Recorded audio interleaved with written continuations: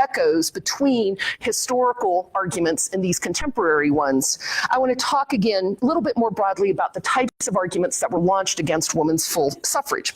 First, people generally worried about the effect of the vote on women. So you have Daniel Webster saying the rough contests of the political world are not suited to the dignity and delicacy of your sex. You have Cardinal Gibbons worrying that if woman enters the political realm, she's sure to carry away on her some of the mud and dirt of political contact. Yeah. You've got Jeanette Gilder, who was editor and founder of the literary magazine The Critic, remarking that in politics, I do not think that women have any place. Neither physically nor temperamentally are they strong enough for the fray. The life is too public, too wearing, too unfitted to the nature of women. And then you also have in the congressional record debates, Representative Clark of Florida saying, the word of God inveighs against women's suffrage, and the plans of the Creator would be in a measure subverted by its adoption. So these are actual quotes from the 1915, 1918 era. But there were concerns not just about the effect of the vote on women, but also the effect of women on the vote. Right? And so you have Elihu Root, who served as Secretary of War for McKinley and Roosevelt, opposing it because it would be a loss to women and an injury to the state, because suffrage implies not merely the casting of a ballot, but entering upon the field of political life, and politics is modified war. You have a congressperson, Mr. Gray, in 1918, so in the midst of World War I, saying, we are in a war to be fought to the finish by strong men, by manly men, courageous, red-blooded, virile men who can watch their lifeblood flow without whimpering. There's a real irony in that particular passage that the women always laugh at first before the men do. I'm not sure why. You also have author Rossiter Johnson talking about this notion that there would be a blank cartridge ballot, and it would increase temptation to the numerical minority to assert itself as the military majority. Think about that first quote about it begs for revolt. And the interesting thing about these arguments, both about are women capable to enter the public fray, but also the effect women will have on the nation, get echoed in the 2016 campaign, where you have concerns about whether or not the female candidate looks presidential, or whether or not she has the strength and stamina to withstand the political fray.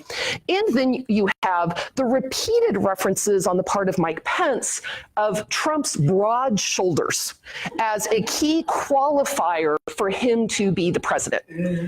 So the arguments about physical capacity and the effect of women voting that it will have on the state continue into contemporary political discourse.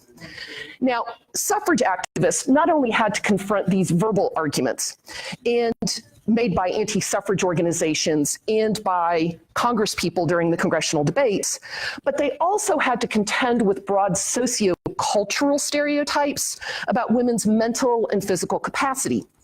Anti-suffragists and women anti-suffragists were called remonstrants, used women's presumed weakness as a reason to protect them from the vote and to protect the vote from women. Now, Sarah Moore, a historian, provides a really interesting assessment of these broad sociocultural stereotypes in an essay that she wrote. And I'm going to quote from her extensively, but illustrate it with images from my postcard archive. And I've got about 400 or 500 postcards that deal with suffrage that are available for everybody to look at up on the UNI website. And the really cool thing is, like, the Smithsonian Institute is putting together teaching materials for high schools on suffrage, and they contact me to use my images. And I'm like, I know you all have these postcards in one of your various basements. And they're like, yeah, but we can't find them. This is easier.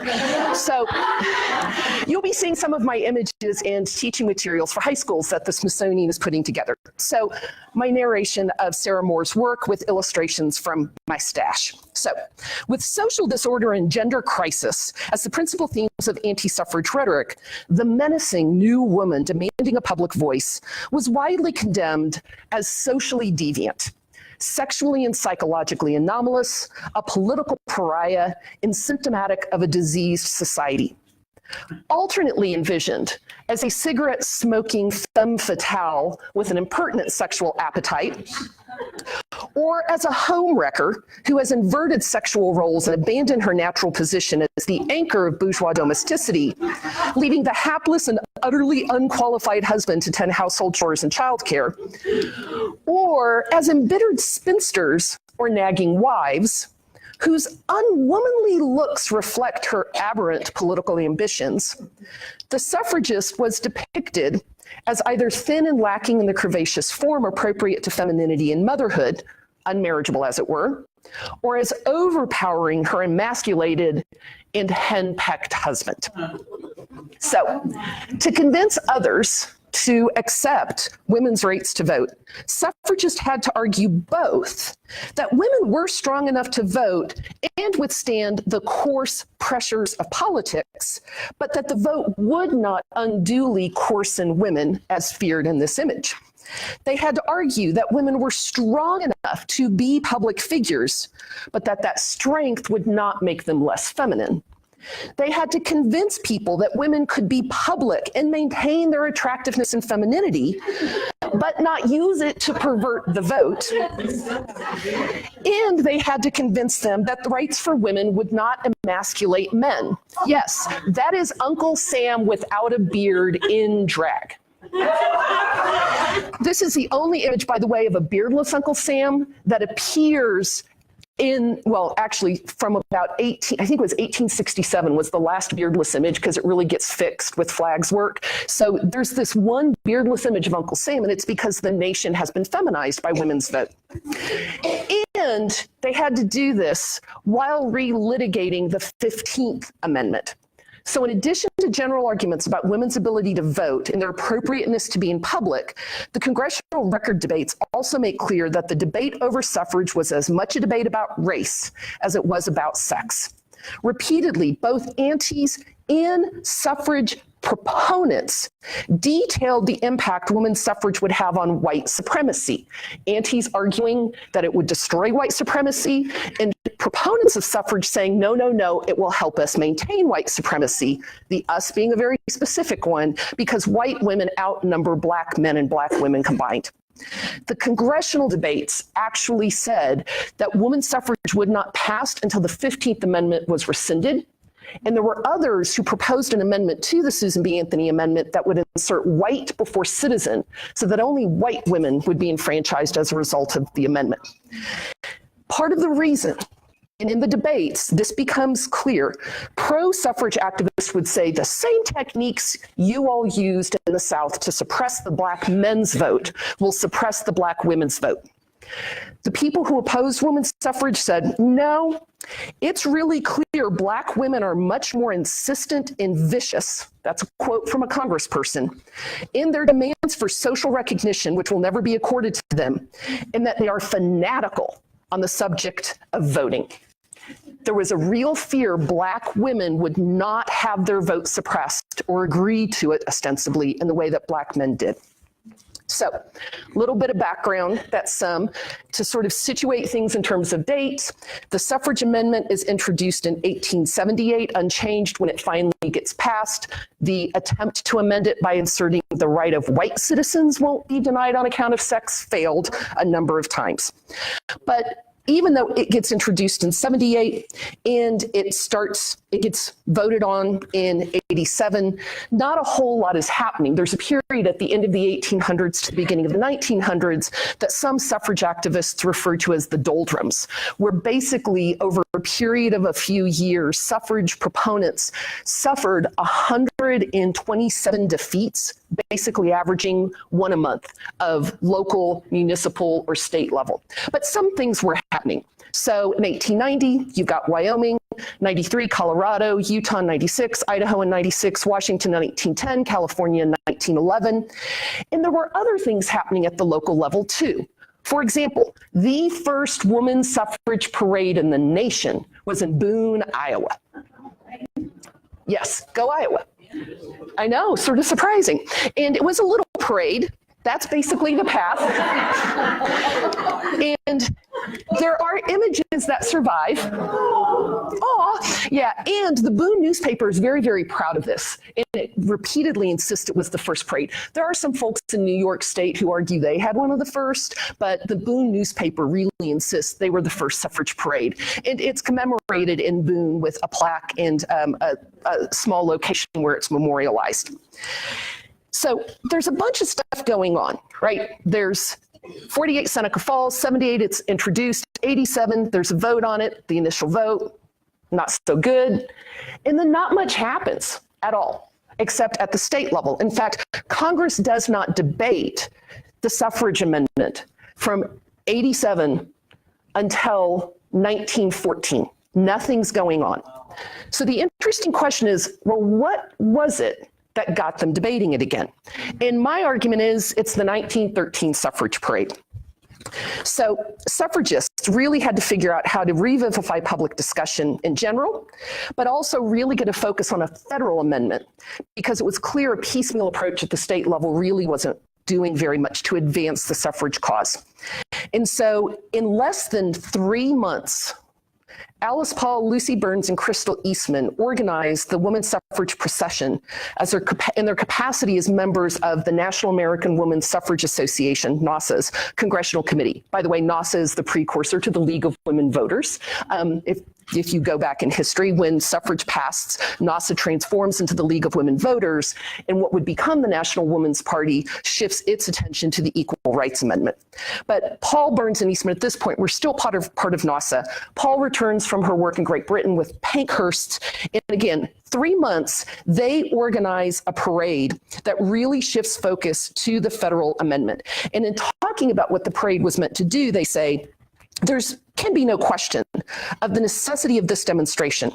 With the incoming administration, Wilson, and legislative bodies actually partly elected by women, think about those earlier state successes, it would be neglecting a great opportunity for the others not to seize the occasion of the inauguration to make a protest as forceful as possible against their disenfranchisement. And so there really was a commitment on the part of the organizers to choreograph an event that would make clear women could be in public and be respectable and be feminine. I mean, by the way, in the 1880s and 90s, if you were arrested for prostitution, the charge was that you were a, quote, public woman on the arrest sheet, right? So the notion is if a woman's in public, she is sexualized. And so how do you create a notion of a public woman that is not turned into a social pariah? But they were caught in this classic double bind.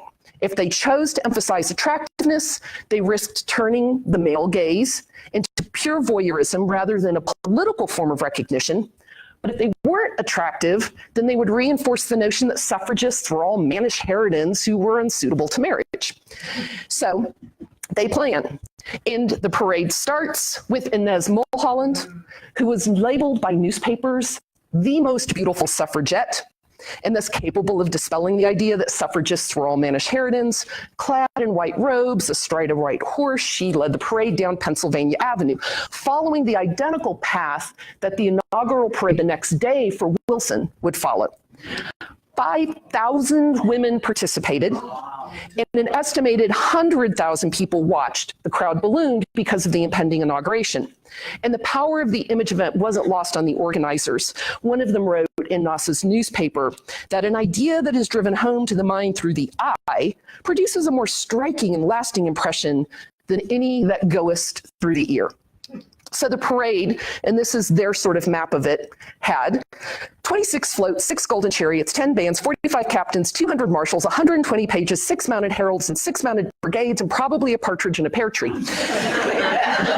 The floats were divided into sections illustrating the history of suffrage and showing men and women working side by side. They were followed by bannered groups of white women that included women from nations with women's suffrage, homemakers and mothers, representatives of the General Federation of Women's Clubs, nurses, representatives of the Women's Christian Temperance Union, members of the PTA, lawyers, artists, teachers, college women, and business women.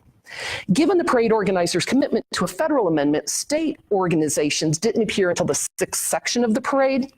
And Black women, even though they were from Howard University and should have been marching in the college section, were instead located at the rear of the parade, surrounded by a phalanx of men. And I'll talk about why that happened in a second.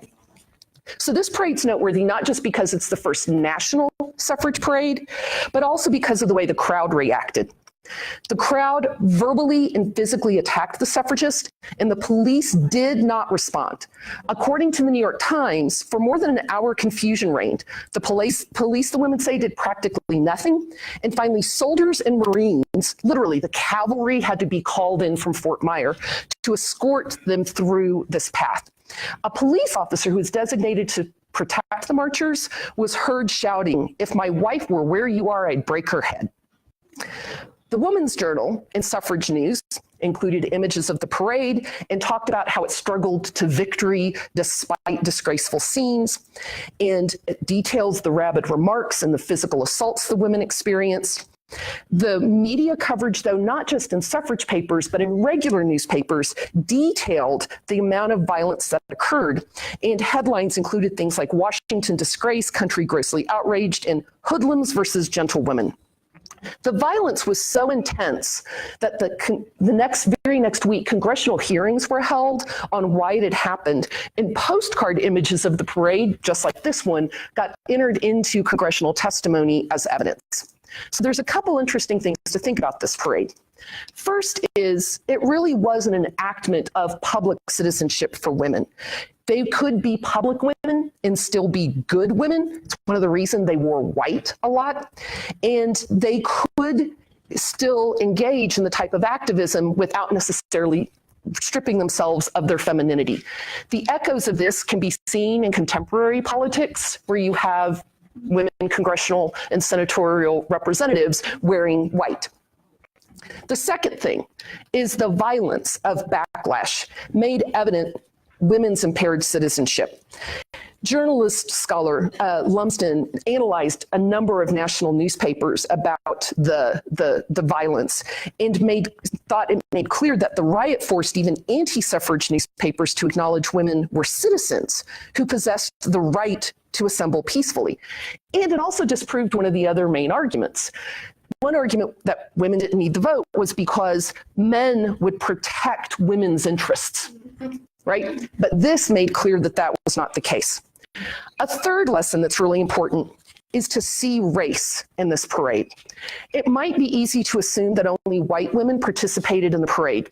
And if you look at the National Archives, if you go through newspaper archives, you will be hard pressed to find any images of the Howard women marching. All the images show the white marchers. The absence of Black women has to be actively read into those images. And this is one of the letters that was sent by the Howard group of women asking to be included in the parade. Hundreds and hundreds of images survive, but there's very little record of Black women's activism, save for one. Oh, that's the Howard women who were petitioning to be included in the parade. The one image that does survive is of Ida B. Wells. And it's not a high quality image that the Library of Congress has digitized. It's a very weakly reproduced from a Chicago newspaper. And the story about Ida B. Wells is an important one. So the concern and the reason why Alice Paul and the other organizers initially were very reluctant to include the Howard women as part of the college group is because Southern women said that if the parade was desegregated, that all the Southern contingents would withdraw. And so the compromise that was worked is the Black women from Howard would march at the back of the parade and were protected by a phalanx of men because there really was serious concern about whether or not there would be crowd violence targeted at them. Except one person did desegregate the parade. Ida B. Wells stood on the sidelines, and when the Illinois contingent walked by, she joined them. And that's something I think we need to remember. But there's something else to read into some of the images of the parade. And I want to go back to them, which is if you look at the images, there are Black men involved in the women's suffrage parade as grooms. And they're not in the center of the images. They're often at the margins. And if you read the congressional testimony, the other thing that becomes really clear is that there were very few police officers who protected the women, except Black police officers, and the Black grooms, and Boy Scouts. There's the little guy on the very edge of the parade holding a stick, right? When the women who participated in the parade were testifying to Congress, the thing that they repeatedly remarked on was that the only people who sought to interrupt or intervene when a crowd got violent were Black police officers, the Black grooms, and Boy Scouts. In other words, those males who at the time were socially coded as boys were protecting mostly white women from the violence of white men. And that's not a story you hear very often about this parade, and it's one you got to actively look for. And I think it's a really important one to remember and see, because these images circulated a lot because the anniversary was a few years ago, and Howard University women were the ones who organized the 100th Centennial Parade. So you've now got Congress considering the National Federal Suffrage Amendment again. You've got debates and votes happening in the House of Representatives and in the Senate. But it's not really moving forward very fast, and you don't have the president supporting you. So what do? In 1917, you have the emergence of the Silent Sentinels. In a meeting with Wilson in January, he said he was no longer going to receive the suffrage delegations delivering resolutions. And he advised, ladies, concert public opinion on behalf of women's suffrage. So the group returns back to the Congressional Union House, and Harriet Stanton Blatch, who is Elizabeth Cady Stanton's daughter, says, we have got to take a new departure. It rests with women to go on with this fight. We've got to bring to the president individually, day by day, week in and week out, the fact that great numbers of women want to be free. So the next day, the Congressional Union, which went on to become the National Woman's Party, which is talked about in Iron-Jawed Angels, initiated the Silent Sentinels, who stood outside the White House with banners targeting President Wilson. And note, Ms. Catherine Martinet of Eagle Grove, Iowa is on the left as one of the picketers. But something happens. On April 6th, the United States enters World War I. Wilson and others became far less tolerant of the protesters, appalled that anyone would picket the president during wartime. But they persisted. In response, police stood by as angry crowds and mobs attacked the Silent Sentinels, and in some cases, the police themselves used physical violence against the protesters during the arrests. And the nation tended to revile the protesters as traitors because they were protesting during war. The way they were protesting, by the way, was they were quoting Wilson's words on democracy, which he used as a justification for the U.S. to enter the war, back at him. Not only did popular media criticize the pickets, but so too did other suffrage activists. Carrie Chapman Catt was not a fan of the Silent Sentinels. She said that the pickets make the psychological mistake of injecting into this stage of the suffrage campaign tactics which are out of accord with it by focusing too much on agitation and argument and not just allowing surrender. Okay, but they persisted through rain and violence. There's the rain. Through cold, note that they're standing on heated bricks so their feet don't get too cold. They protested every day, except Sunday, for 2.5 years until the amendment passed. Between August and fall of 1917, the Silent Sentinels were sentenced to Occoquan Workhouse for a minimum of some cases of 6 months. When they were arrested, they faced brutality, and also after they were deposited in jail, they asked to be treated as political prisoners. When that didn't happen, they engaged in hunger strikes and were housed with the general population. They were beaten, they were pushed, they were stripped, they were thrown into cold, unsanitary, and rat-infested jails. In total, 137 women were jailed because of their suffrage activism. They received 208 sentences that lasted for 4,916 days, of which 2,254 days were served. Paul herself was placed in solitary confinement for 2 weeks with nothing to eat but worm-infested bread and nothing to drink but water. When she was taken to the prison hospital because she was too weak to walk, she began a hunger strike. Worried about rising sympathy, prison officials moved Paul to a psychiatric ward and threatened to move her to an insane asylum. They were afraid she was going to die, so they force-fed her 3 times a day for 3 weeks. Yeah. The NWP and others protested this treatment. They used all sorts of descriptions and depictions of the forcible feeding And they thought this, I mean, Paul used the phrase, this is perfect propaganda fodder. The Suffragist, which was the NWP's newspaper, used images of weakened suffragists returning back to the headquarters to really highlight the mistreatment that women who were just asking for the right to vote faced. Here, these pickets made clear that women weren't naturally or inherently weak, but were weakened by the treatment of the government, which was supposed to be protecting their interest. Eventually, Wilson declares his support for the suffrage amendment about November 17th, 1917. And again, congressional votes and senatorial votes happen. And it gets to the point where there are 1 or 2 votes in the Senate away from getting the amendment passed and going on to the states for ratification. But to get that last vote, they figured that they really had to convince a Southern Democrat senator, which is why getting Wilson behind it was important, but they still had to get loose one of those Southern Democratic senators. And so what do? They planned the prison special. From February 15th to March 10, 1919, the NWP did a cross-country train tour stopping in 16 cities in 24 days under the slogan, "From prison to the people." On board were 26 very carefully selected, prominent and respectable white women. 10 were married, at least 9 were college educated, many with advanced degrees. 4 were related to prominent politicians or descended from founding fathers, and many were from financially well-to-do families. Miss Louisine Waldron Elder Havemeyer, known as the Sugar Baroness of New York and one of the richest women in the country, went on the tour. But how she got to go was sort of interesting. She hadn't been arrested for pickets, but she really wanted to go on the prison special tour. So while another picketer was being sentenced by a judge, she went to the courtroom and started heckling the judge.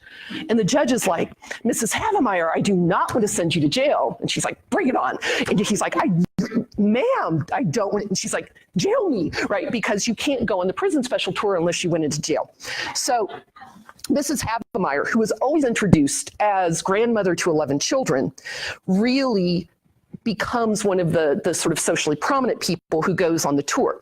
She always is at the height of fashion, but the other people wore replicas of their prison uniforms, and they wore a jail cell door pin that designated they had served time in prison. They were armed with issues of the Suffragist, the newspaper, and an NWP-produced pamphlet titled "Jailed for Freedom." They used a magic lantern slideshow, PowerPoint of the 1900s, and images of protests. They spoke in packed halls, in city parks, from the backs of convertibles to whoever would listen to them. And the NWP said this tour is really going to endeavor to equate the country with the lawless and brutal lengths to which the Wilson administration has gone to suppress the lawful agitation over suffrage. The problem is that a lot of what they talked about on this tour, remember they're targeting the South, was that white women faced indignities because they were housed with prisoners of color. And in the archives, you will find images of toilets. This was really intriguing to me. This is in the Library of Congress National Archive.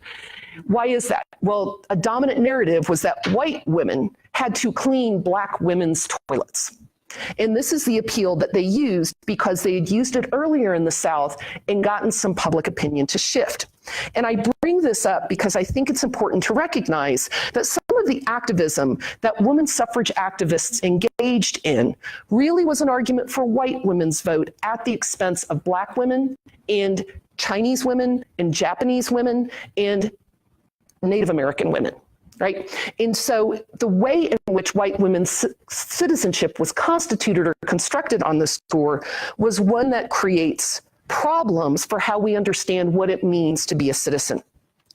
The Library of Congress's National Archive of the Women's Party records contains 2,650 photos. Of these, 448 have been digitized, and you can go on the Library of Congress website and look at them. And if you go to the Library of Congress, they don't want to give you the photos because handling photos degrades them. They say, look at what's been digitized. But if you talk real nice and beg, they'll let you look at the photos. And one of the photos you find not digitized is this one. And on the back side, it says, co-prisoners with July 17 suffrage prisoners. This image you will find only if you can beg to get into the archives they don't typically share publicly, or if you read Doris Stevens' 1920 issue of Jail for Freedom, which tells the story. If you get the book that's in most libraries, which is the 1995 75th anniversary edition, that photo disappears.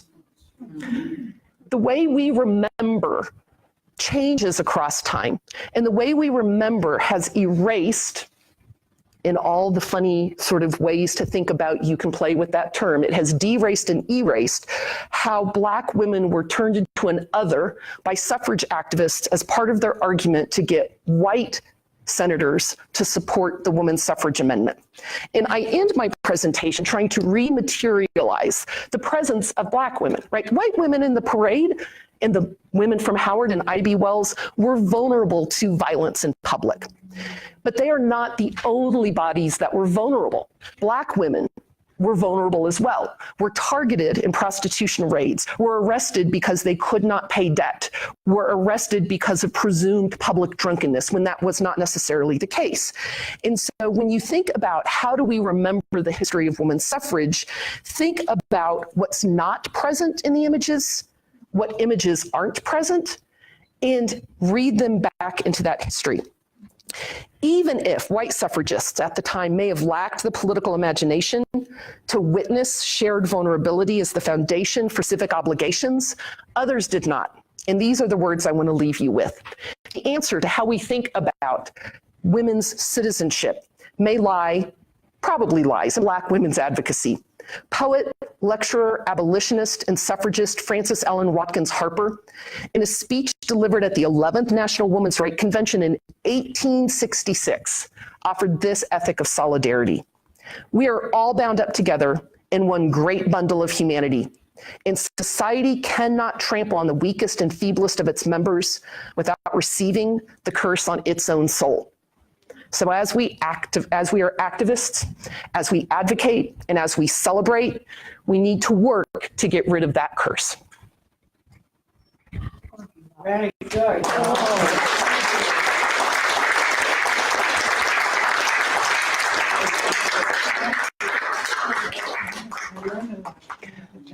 There's one other little thing I didn't include because I couldn't figure out where to put it. In the Cedar Falls Cemetery, and I'm going to flip through a whole bunch of images and see if I can find it. This is me trying to, if you go to the Cedar Falls Cemetery, there is a headstone that is dedicated to a women's rights activist. And I have not been able to find out anything about her. Oh, come on. Yeah, I've got a lot of images. Where'd it go? If we find that, that's something I can also send out by email, that little factoid. So that would be in Greenwood Cemetery? I've got it written on the slide, if I can find the slide. But yeah, just sort of figuring out the little nuggets in history. Oh, that's an interesting thing. That's Carrie Chapman Catt's map of the 1915 vote that happened in Iowa where they did not pass suffrage, and its actual vote tallies in each of the counties. And so you can see where it did succeed and where it didn't. Again, oh, here we go. So Greenwood Cemetery in Cedar Falls. Grace Harriet Jones, it's that bottom piece. Grace Harriet Jones. Yeah. And then the bottom sort of talks about women's rights. It doesn't say suffrage, but it talks about rights for equality in women's rights. And I've not delved super deeply into this particular person's. I've done a little bit of searching, trying to figure out who they are.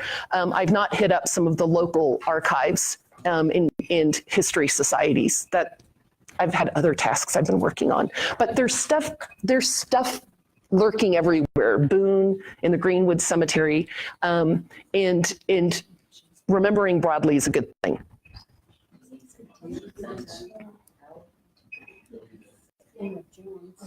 Yes. Kate, did she grow up in Cedar Falls? I've only been trying to do digital research on her. And I've not been able to find anything in digital archives, anything that's been digitized. And that's why I was saying I think going to local historical societies might be able to dig something up about them. You got the parks and cemeteries? No. Yeah. Can we ask you a question? Oh, sure. Look at the dates on that. So is that a baby? 5 months old. Yeah. Yeah. But it's actually a family, a family headstone or monument. And so who the praise of women's rights is for is, it might be for the mother. Yeah. Oh, all right. Wow. Yeah. Wow. Well, we had a feast after the feast. Wonderful. There was a question. Oh, Are there a couple of other questions? That's all. I think if you people are going to be going to your website, I have looked at some of the postcards. Just a fabulous collection. Again, thank you, Jerry, for suggesting. for the historical events, I also have an archive of sashes and pins and all sorts of women's suffrage related stuff. So feel free to hit me up. Really online? Can you get to them? All the postcards you can get to. My 3D stuff, I have been working with the UNI Library ScholarWorks and digital archives, and they weren't quite ready to digitize some of the 3D stuff, or like the pamphlets, the collection of pamphlets and broadsides. So the quotes that I did early on were from a pamphlet titled Eminent Persons Against Suffrage, and it was a collection of quotes. So those things aren't digitized in the UNI system yet. Kate, have you been involved with Sasha Wolfhard at all? Nope. She is serving on this committee and is working with, I think, Donna Hoffman's on this group. Yep. The Dean Fritsch gave my name to them, but they've not reached out. I think she's getting ready to send a letter out to all of the colleges, private and public Yeah. universities.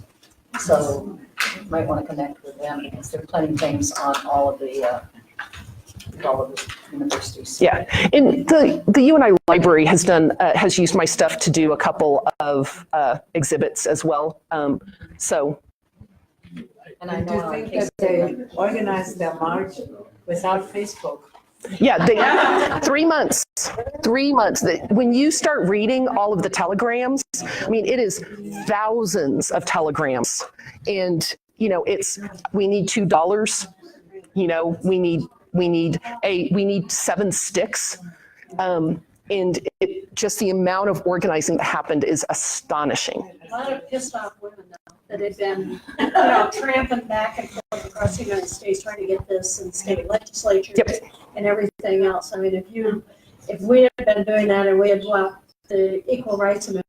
Yeah, and I mean, that's why, even though that period from the 1890s to the early 1910s is referred to as the doldrums, what a lot of people forget is that there was a ton of organizing and activism happening at the state and local level, so that when Eastman and Paul sort of were like, let's have a parade, that there was a critical mass ready to come and fill the Pennsylvania Avenue. Yeah. What was the party in the Iowa vote? And was there any differences in different parts of the states or counties and how people voted? Yeah, the Cate map, I mean, Cate was an organizer. They just talked about right as a general the strategist in chief. And so that map lays out exactly what the votes were in each county. So if you're interested in that, and that's from the state archive. Is it in the red book someplace? And go back, 'cause those are online. I don't know the answer to that. Kate, what about the suffragettes? There was a group of men that helped do this too. We don't want to leave those guys out there. There Right. was a group of guys. Yes. That really marched and. Right, and so the thing that happened with the women's suffrage parade is that there was a contingent of men supporters, and they were the ones who literally formed a sort of phalanx around the African-American women who were marching. And the idea was to separate the women from the crowd because they really were concerned about crowd violence, particularly targeted at Black women. Of course, it was crowd violence against the entire parade. And so there was the men's contingent. And it was because of one of the women's husbands who played a significant role in the military, that's why the Marines, the cavalry from Fort Myers was on standby, even though that was highly irregular, right? That Paul really did think violence was going to happen. And so it was sort of using the connections that women had to men to make sure that there was a way for the parade to continue. Wasn't there a black gentleman who was instrumental in this too? Frederick Douglass is probably who you're thinking of, who was at the Seneca Falls Convention, was a longtime friend of Susan B. Anthony, because in part Anthony and Stanton's work on women's rights and women's suffrage started because they were involved in abolition movements and had Stanton, not Anthony, but Stanton and a number of other women had gone to Great Britain to participate in an international abolition meeting and were told they could sit up in the balcony but could not talk. And so, right, they go out and sit on the front steps. Right, and I think it's 3 or 4 years after that, Seneca Falls happens. And so that's where you have Frederick Douglass involved. As Civil War happens, you get the split between the American Women's Suffrage Association and the National Women's Suffrage Association based on their stance on the 14th and 15th Amendments.